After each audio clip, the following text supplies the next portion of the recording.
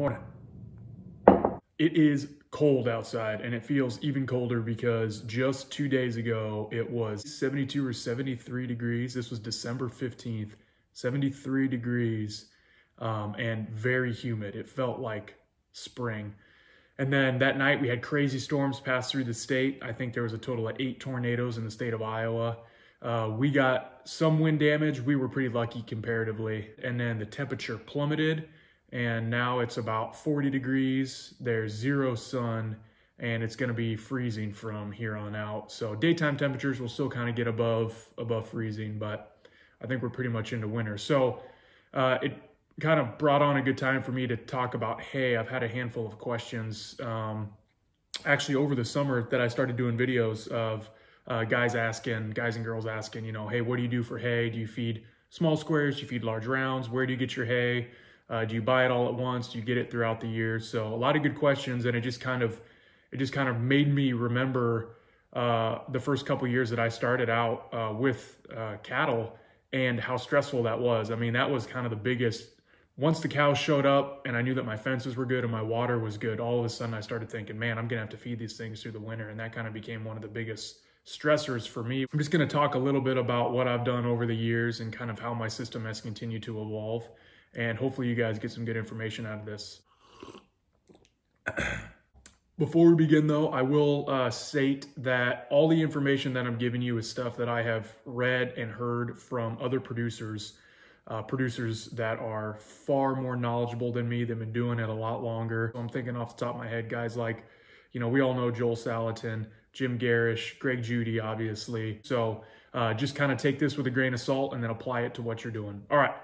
Let's head downstairs. I'll kind of show you the whiteboard. The whiteboard is where I come up with all my ideas. I kind of make a tentative plan of things from purchasing hay, feeding hay, to my breeding schedule, to pasture rotations. I'll kind of overlay some footage of the previous year's hay feedings just so you guys can see what I'm talking about, and plus so you don't have to look at me talk to you this entire video. So I was trying to figure out the best way to do this. You know, type it all up, have it scroll across the screen, get all artsy and write it all up on the whiteboard as I go. But at the end of the day, I'm just doing this on my cell phone. I don't have a ton of resources to make crazy videos yet. So just kind of bear with me. I'm just going to kind of show you the notes and then we'll talk about them. So let's get started with the 2020 hay numbers. So this was last year's. And if you haven't been following very long, it would have been, last year would have been 1 lactating cow, 1 pregnant heifer, 1 open heifer, and we had a young steer, less than a year old. So, and Dexter cattle. I don't have the total weights from last year. It's something I could get, but I forgot to grab before I started this video. So 2020 hay numbers, I fed last year 253 bales of hay. These are small square bales. They averaged about 50 pounds. And as you can see there, I fed from December 15th to about April 15th. So you can do the math on that. And then I also keep track of my bedding bales just because it obviously helps me figure out how much to purchase. So I used 34 bedding bales, and these were small squares of, let's see, oat straw last year. And if anyone is on the fence right now, I'll just say this right now. If you learn anything from this video, and maybe your guys' experiences are different, but I've done wheat straw and oat straw for bedding bales in the past. Last year was my first year doing oat straw. Holy cow, that stuff was dusty. Not a fan of it. It was a pain in the butt to load up. Just breathing it in, you got in your nose and your ears, and it was all in my pockets, and it was horrible. And then every time I'd crack open a bale, I'd fill that lean-to that the cows kind of spend the winter in when it gets really bad. It just, the whole place was full of dust. It was making them, you know, snot and sneeze and cough and all that stuff. So I would avoid oat straw. I'm going to avoid oat straw from here on out. I'm going to go more for wheat straw, but you know, at the end of the day, you kind of got to get what you can get. So that was last year's hay amount. This year, I purchased 368 bales and an additional 11 bales left over. So, you know, like I said, I purchased 264 bales last year, only ended up feeding 253. So I had 11 bales left over. I purchased 368 bales, and then these were my loads. So I just go use my 16-foot stock trailer. And that was another thing that I kind of struggled with trying to figure out when I first started was, do I want to purchase a flatbed? Do I want to pay for delivery? If I could even find someone who offered delivery. Did I want to make multiple trips and just fill up the bed of a pickup? But at the end of the day, I decided, why not? Let's take this stock trailer. Yes, it's old. Yes, it's heavy. Yes, I didn't have a great pickup for towing heavy weight with it. And, you know, I'm putting more miles on the running gear of that trailer. But at the end of the day, you know, I purchased that thing knowing that it was just going to get me by for a few years until I either decided to upgrade or, you know, spend some money refurbishing it. 61 bales, 77 bales, 76 bales, 67 bales, 76 bales. And that's the average weight. So what I would do is, as I pulled those bales off of the trailer before I got them loaded up into the hay loft, I would just stand on my normal house scale. And I would do that for about 15 to 20 bales, just whatever. The first 15 to 20 bales that came out, I would stand on it. I would keep track of their weight, and then I would just average it out. We also didn't have great rain this year. I went into this hay season a little nervous that I was going to have trouble finding good quality hay. The producer down the road from me that I help every year bale hay decided to get out of small square bales. He's kind of downsizing his herd. He's downsizing his farming operation. He wanted to just do large rounds. He chose not to do small squares this year. That kind of threw me into a tizzy, because then I called the second guy I had in line to help me with that I help with small squares, and he had already sold everything out. But everything else averaged about 50 pounds. So this year is going to be different because I'm going to be feeding by weight. So in the years past, because I always bought more hay than I knew I was going to need, in the years past, I just fed bales. So I would feed 2 small squares a day, one in the morning and one in the afternoon, just like I do now. I move them once in the morning, I move them once in the afternoon. I would do the same thing for feeding hay. Now, occasionally, if we had crazy weather roll in, if we had a lot of snow roll in, or the quality of the hay that I was feeding that particular day didn't seem like it was going to keep them full, or they were going to waste a lot because they weren't going to eat a bunch, they were going to lay on it, whatever, then I would throw out maybe another half bale to a bale.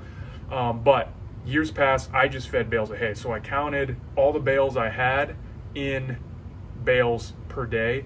This year, because of the required intake that my herd is going to need and the number of animals that I'm up to now, I'm going to try and feed based off of weight. Not the most convenient when it comes to small squares, because as you know, trying to break open a small square and measure out flakes to get the weight you want is not only slow and a pain in the butt, but then you have all these loose flakes hanging out. You end up losing a lot of hay from breaking apart the bales. So we're going to give it a try this year, just because, like I said, I want to kind of be a little more exact with the weight that I'm feeding, but we'll see how it goes. So this is what I'm needing for weight. So my winter 2021 total animal weight, and this was taken the last time the cows went through. So this was taken when the cows went through on preg checking. I got their individual weights. I'm guessing on the steer, that steer did not go to the vet with us during preg check, so I didn't get a good weight on him. And then obviously I'm not taking in consideration the one calf that I had this spring. Her mom is going to need extra feed because she not only is lactating, but she's obviously trying to keep her condition up this winter, and she is pregnant, so she is growing a calf inside of her. But 3,550 pounds was the total weight. I feed 3%. Every day I try and get the cows 3% of their weight, which 3% of 3,550 is 106.5 pounds of hay per day. So that is my goal, to at least give them, and this is not putting out, this is giving them the option to eat, 3%, because there is going to be some waste. 106.5 pounds of hay per day. So let's head over here. The total weight of all the hay that I bought is 16,375 pounds. So that is everything I have in the hayloft right now. And then I just gave myself a figure. Again, this has kind of been a moving target as the year has progressed. But I gave myself the figure of, if I started feeding December 1st and I stopped feeding April 1st, that's 121 days. So I like to do something like that, just give myself a worst case scenario starting feed date. Obviously April 1st is gonna be probably too early. I'm still gonna be feeding hay probably up until the, well, hopefully like the 15th last year, but just kind of giving myself an early start date just so I can get a gauge on how many days I'm looking at. So then what I did was I took the 16,375 pounds, the total weight of hay, divided that by 106.5 pounds, which is what I'm going to be feeding per day. That gives me 153 days. 153 days of feeding about 107 pounds of hay a day. So as you can see, 153 already overshoots that estimated 121 days. And where we're at right now in the rotation, we still have about half of that back 2.5 acre pasture to graze. The grass isn't as great on this back half because that had less recovery time from the last time we were on it until the grass stopped growing. But I still think that we're gonna get to January 1st before I have to start feeding hay. So I've already overshot that December 1st date, which is great. The other way you can look at it, and like I said, this is what I've done in the years past. So like, here's my 2020 math, 368 bales, which is, again, is what I bought this year. Divide that by 2 bales a day. That's 184 days of feeding hay. So like I said, in the years past, this was really easy to do because all of my bales came in right at about 50 pounds. They were all very consistent. It was very high quality stuff. And I knew that 2 bales a day was gonna get the herd size that I had at the time. Through the day, it was going to help that lactating cow, keep her condition on, and then it was going to be enough for that one pregnant heifer we had. This is obviously just a baseline starting point. I know there's a lot of opinions out there about how much hay your animals need, and it obviously depends on your class of animal, right? A dry cow or a dry heifer who just has to maintain her body weight might be all right with 2% of her body weight in dry feed every day. You know, someone like my tiny heifer right now that is lactating, I'm trying to keep condition on her and she's growing a calf inside of her. You know, we might bump her up to 4% a day. I'm just going to have to kind of see how she does as the winter progresses, getting that 3% of her body weight in feed a day. You know, a million different ways you can look at it. Again, everyone has their own opinion. That's just one of those things that you're going to have to start somewhere, monitor your animals, see how they're doing, and then make adjustments from there. I just go for 3% across the board because it's easy. Obviously, I'm not separating the animals. I don't have the steer separated from the cows. I don't have the dry cows separated from the lactating cows. I don't have the pregnant heifers separated from the non-pregnant heifers. You know, we're just not set up for that, nor is our operation large enough to do that at all. And most of you guys watching my channel who are probably doing something similar to me, you're in the same boat. So I can't sit there and dole out the exact amount percentage to the different animals because I'm feeding it in the pasture and everyone has access to it at the same time. So my pounds per day is just a baseline 3%, and it right now is not factoring in to any issues that can come up or any things that can change that. So let's talk about that. Well, first is temperature. You may or may not know, and again, there's kind of different numbers out there when you look, but that lower critical temperature is about 18 degrees with a heavy dry hair coat. So we're talking January, February, hair coat growth, nice dry day. You know, a cow, a steer, whatever, will be all right to about 18 degrees Fahrenheit before they're going to require more feed to just maintain their baseline. So you can expect to lose about 10 to 15% in a good feeding program. Expect 10 to 15% waste if you are being efficient in feeding. Something like moving your hay around, not putting it in a hay ring. In my opinion, feeding small squares is the best. Yes, it requires more work to get them out there, and it really only works in a small herd like what I've got going on. But when you put that small square out, the animals eat everything that you put out, and there's very little waste. And you can't see me, but I'm using waste in quotation marks right now, because we all know that there is no true waste, especially when it comes to hay. It's just going to feed the soil microbes, but there's very little waste. They eat everything, they get full. Occasionally when I overfeed, or when I had overfed the day before, or it ends up being a warmer day and they aren't requiring as much hay, you know, they'll rip apart that small square, they'll all eat till they're full, and then they'll lay down in it. They'll use it as bedding. That is something that they're not really going to pick through anymore. Obviously, they have laid on it, they've stepped on it, you know, they have gone to the bathroom on it. It's stuff that is going to be wasted. So you can expect about 10 to 15% loss.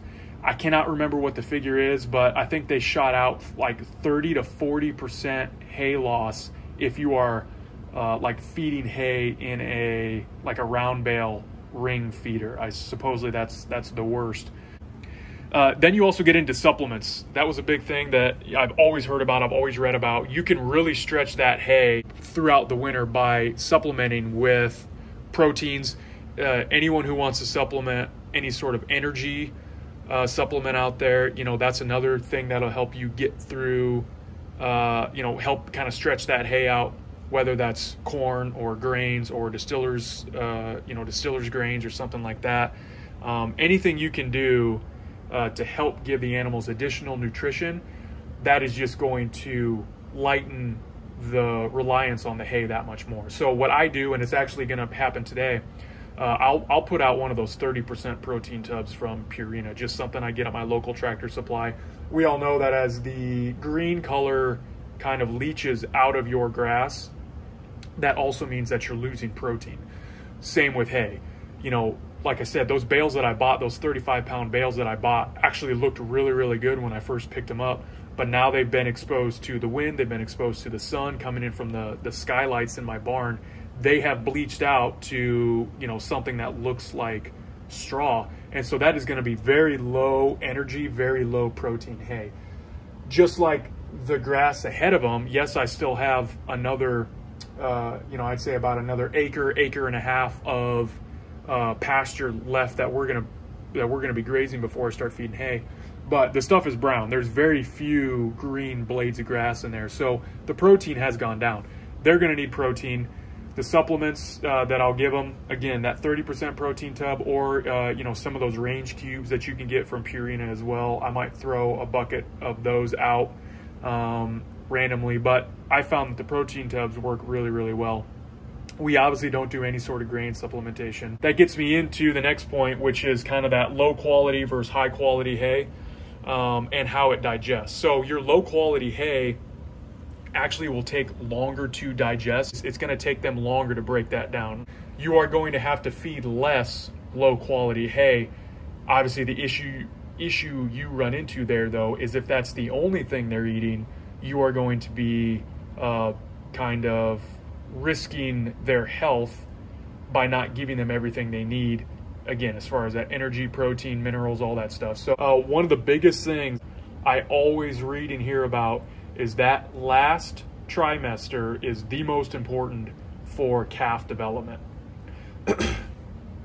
So you want to maybe even increase the feed a little bit in that last trimester, because you know, 80% of that unborn calf is being grown in that last 60 days. So if the intake of the mom is limited, you're going to have health problems for the calf. You know, they've even done studies that show just smaller calves and weaker calves that had problems all throughout their life when their dams were underfed during that last 60 to 90 days of their gestation. So you can't increase that feed all at once. You want to make it a gradual increase. So I'm not going to get to exactly 60 days out or 90 days out and then start throwing out an extra bale. But just slowly start to increase that feed. And that goes for supplementation too. So that's it, just a quick down and dirty. Like I said, there are plenty of people out there who are far more knowledgeable, far better spoken, and they've been doing this a lot longer. So definitely seek out their advice. The other thing I like about small squares is I can really kind of practice that targeted hay feeding. So areas of my pasture that I notice throughout the year that are very poor to do areas, that is where I will target my small square hay feeding first. I will literally drive or walk or drag a small square out to that point on my pasture that I know is very poor, and I'll spend a few days feeding hay around there. Again, that kind of drives in some of that animal nutrients, manure, urine, and then anything left over that they don't eat kind of helps build up that soil. And I've done a video of it in the past where I've shown an area that got a lot of hay feeding the winter before. This past spring and summer was just, it was super lush. It would grow back very, very quickly. So targeted hay feeding with small squares is great. If you're new to cattle, planning to get your first couple head, in the coming year, and you're kind of doing your homework now, I guess the 3 key things, the 3 points of advice that I would offer you, one would be overbuy hay. If it's your first year, you don't know how much you're gonna need, just buy too much. You can never buy too much hay, actually. It's never gonna be a waste of money. You're either going to need it and you're gonna be glad you had it, or it's just gonna be stuff that you're gonna feed the following year. So always overbuy, buy more hay than you calculate that you think you're gonna need. The second point would be take notes of how much hay you buy. Keep track of every bale you throw out, every pound you throw out. Keep track of the weather changes. If you have a cold snap, you have a week of, let's say, below freezing temperature, and you realize that you're feeding an extra bale for that entire week just to get your animals through, make a note of that so you can plan ahead. So the following year, when you see, hey, in 2 weeks we're supposed to have sub-zero temps, you'll know you'll be feeding an extra bale every day during that time. And the last piece of advice, which works all the time, this works year round, it's kind of my fail-safe, no matter what, listen to your cows. Listen to your cows, pay attention to your cows. If you come out in the morning to feed them hay and they are yelling and screaming at you, you didn't give them enough. And so make that adjustment, feed them more. Conversely, if you come out and they're all laying around, they're super content, maybe they're chewing their cud, they're laying on the hay that you fed them the day before or the night before, maybe you're putting too much out there and you can kind of lower that amount. Or look for them being very, very picky, working through that hay. You might have a mold issue, you might have a taste issue. So just pay attention to your cows. They will tell you if they are unhappy or if you're doing something wrong. All right, guys, like always, if you have any questions, comments, sarcastic remarks, anything, leave them in the comments. I'd love to talk to you guys about this. I'll answer any questions I can, anything I didn't touch on that, maybe you're confused about. If you have any strategies or ideas that can work for not only me, but any of the other viewers that are following this channel, leave them in the comment section below. We're all learning from every single one of you that takes the time to converse with me and tell me what works for you. Everyone else is reading those comments, so they are learning from them as well. I know there's not a lot that goes on this micro ranch, and everything that does is not nearly as exciting as any of the other farm or ranch YouTube channels that you can be watching. So I appreciate you guys tuning into this. But the more people that subscribe, the more people that watch, kind of confirms that there are a lot of people out there like myself, which is being on a small acreage and just trying to sustainably produce, your own beef and have just a small herd of cattle. So if I don't talk to you guys before Christmas, everyone, happy holidays. Be safe, enjoy the time off work and enjoy the time with family. And we'll talk to you guys later.